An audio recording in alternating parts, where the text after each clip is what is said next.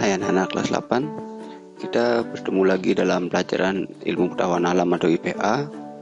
Nah, untuk hari ini saya akan mendampingi kalian dalam belajar sistem ekskresi atau bab 3. Nah, jadi di sistem ekskresi ini kita akan membahas tentang organ-organ yang terlibat dalam sistem ekskresi, kemudian zat-zat yang diekskresikan atau dikeluarkan dari tubuh, sampai dengan gangguan pada sistem ekskresi. Nah, jadi penjelasannya kita akan bagi dua. Pertama akan bahas ginjal, kemudian sisanya kita akan sampaikan pada video yang berbeda. Nah, untuk sistem ekskresi kita bisa analogikan seperti gambar berikut. Di sebelah kiri ada gambar sampah.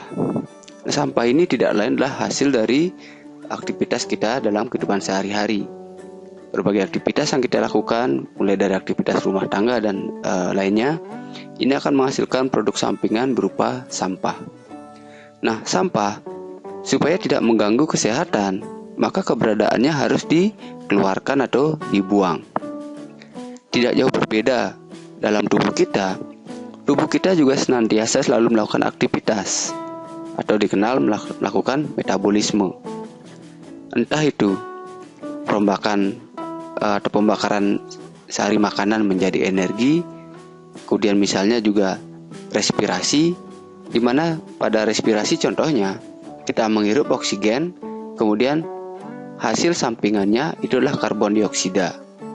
Karbon dioksida yang berada dalam tubuh ini akan bersifat racun. Oleh karena itu keberadaannya harus dikeluarkan.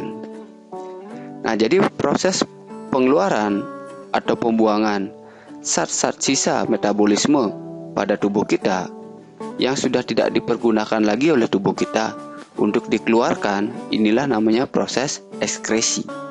Jadi ekskresi itu adalah proses pengeluaran zat-zat sisa metabolisme yang sudah tidak dipergunakan lagi oleh tubuh manusia. Nah, lalu organ tubuh kita, bagian-bagian tubuh kita apa saja yang berperan atau yang terlibat dalam pembuangan zat-zat sisa ini? Pada sistem ekskresi, ada 4 organ penting yang berperan dalam pembuangan zat-zat sisa metabolisme. Yang pertama ada ginjal. Ginjal dia akan membuang atau mengeluarkan kelebihan air dan zat sisa metabolisme. Kemudian ada kulit yang berperan dalam mengeluarkan atau membuang kelebihan garam dan air. Kemudian ada paru-paru yang berperan dalam mengeluarkan atau membuang gas karbon dioksida dari sisa pernapasan atau hasil pernapasan. Kemudian ada juga hati. Nah, hati ini dia akan mengekskresikan atau mengeluarkan empedu yang nanti akan berperan dalam pemberi pigmen pada feses manusia. Nah, jadi ke semua zat-zat berlebih ini yang sudah tidak dipergunakan oleh tubuh harus diekskresikan atau dibuang oleh organ-organ ginjal, kulit, paru-paru, dan hati. Nah, kita akan bahas satu persatu mulai dari ginjal.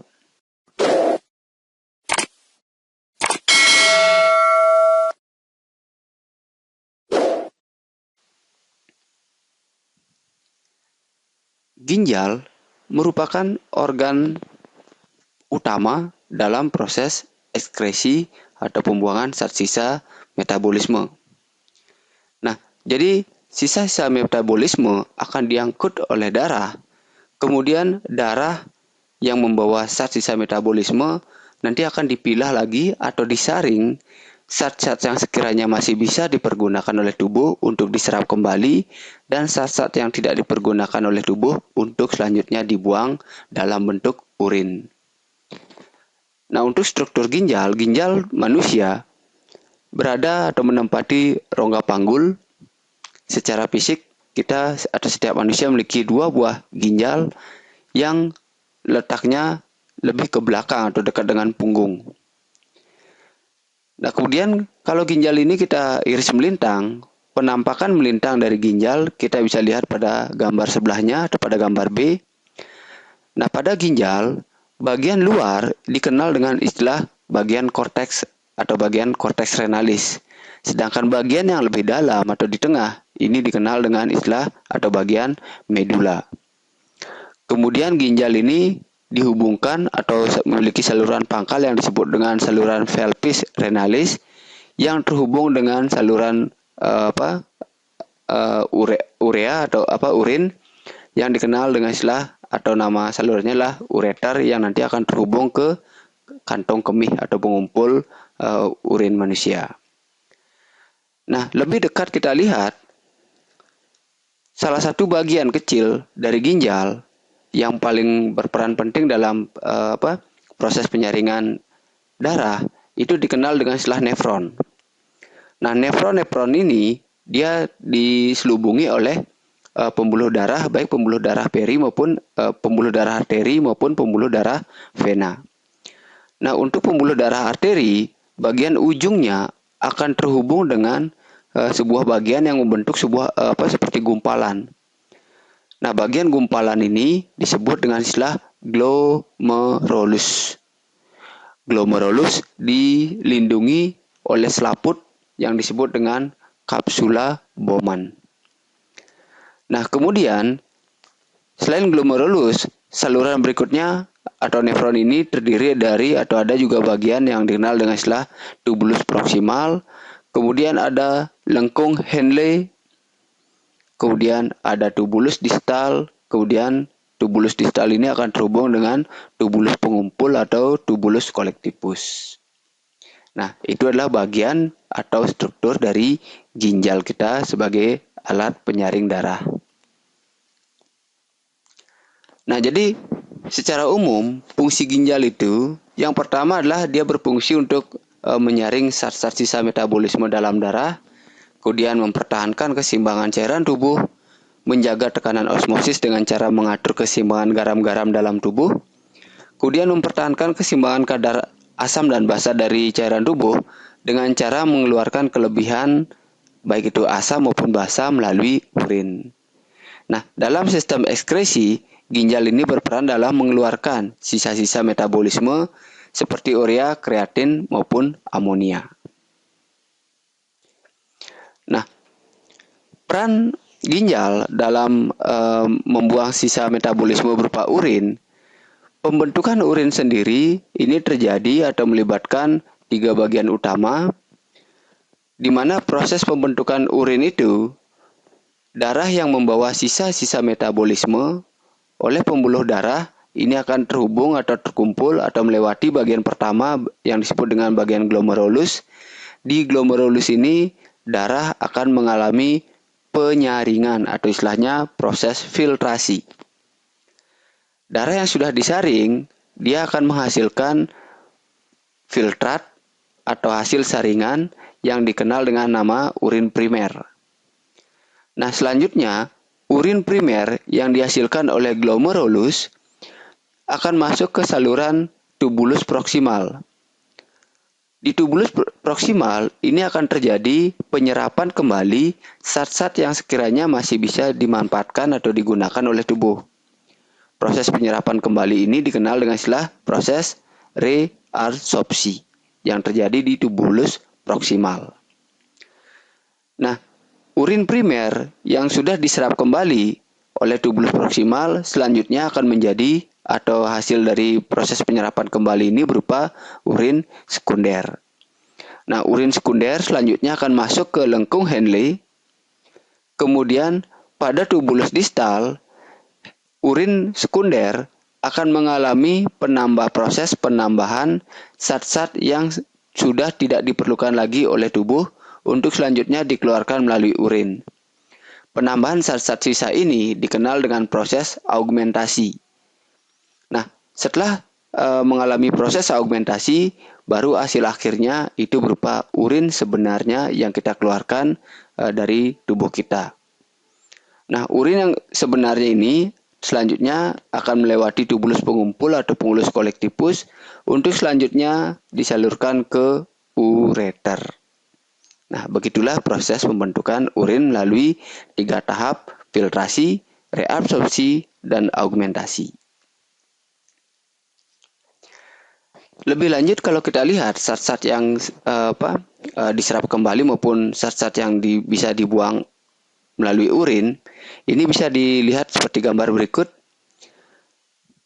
Dari proses penyaringan atau filtrasi di glomerulus, urin primer akan disalurkan atau masuk ke bagian tubulus proksimal. Di bagian tubulus proksimal ini akan terjadi proses penyerapan kembali zat-zat yang masih bisa digunakan oleh tubuh, misalnya garam maupun sari-sari makanan yang lolos melalui proses penyaringan pertama oleh glomerulus. Nah, jadi zat-zat ini yang masih bisa digunakan seperti sisa sari makanan akan diserap kembali atau proses reabsorpsi. Nah, setelah mengalami proses reabsorpsi, urin primer akan berubah menjadi urin sekunder untuk selanjutnya masuk atau melewati lengkung Henle yang terakhir melewati tubulus distal. Nah, di tubulus distal, kelebihan zat-zat lain seperti kelebihan asam yang sudah tidak digunakan lagi oleh tubuh, ini akan ditambahkan pada urin sekunder untuk selanjutnya dibuang. Nah, setelah mengalami proses penambahan zat sisa, maka urin itu berubah menjadi urin terakhir atau urin yang sebenarnya. Nah, selanjutnya, urin yang sudah terbentuk harus dikeluarkan dari tubuh manusia. Nah, proses pengeluaran urin dari dalam tubuh dikenal dengan istilah mikturasi. Nah, jadi mikturasi ini melibatkan urin yang sudah terbentuk di ginjal, selanjutnya akan disalurkan melalui ureter, kemudian ditampung di kandung kemih, selanjutnya dikeluarkan melalui uretra.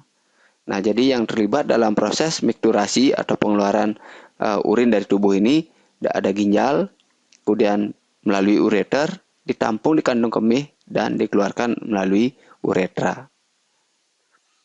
Nah, kemudian dalam sehari-hari kita bisa memperhatikan jumlah produksi, kemudian warna urin. Setiap orang itu bisa berbeda-beda.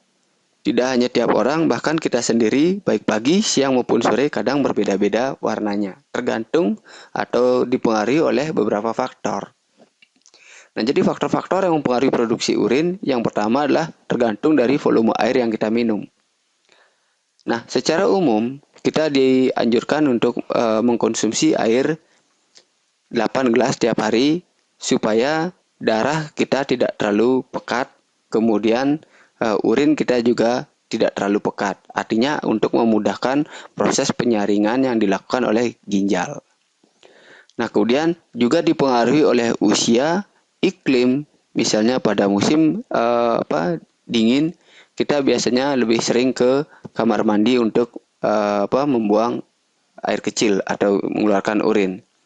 Nah, kalau pada musim panas, sebagian kelebihan air itu sudah menguap melalui kulit sehingga untuk produksi urinnya lebih sedikit. Kemudian juga tergantung dari aktivitas. Nah, itu sekiranya materi yang bisa kita diskusikan atau yang bisa Pak sampaikan dalam pendampingan belajar untuk sistem ekskresi khususnya pada organ ginjal. Terima kasih, kita akan ketemu lagi untuk video penjelasan berikutnya.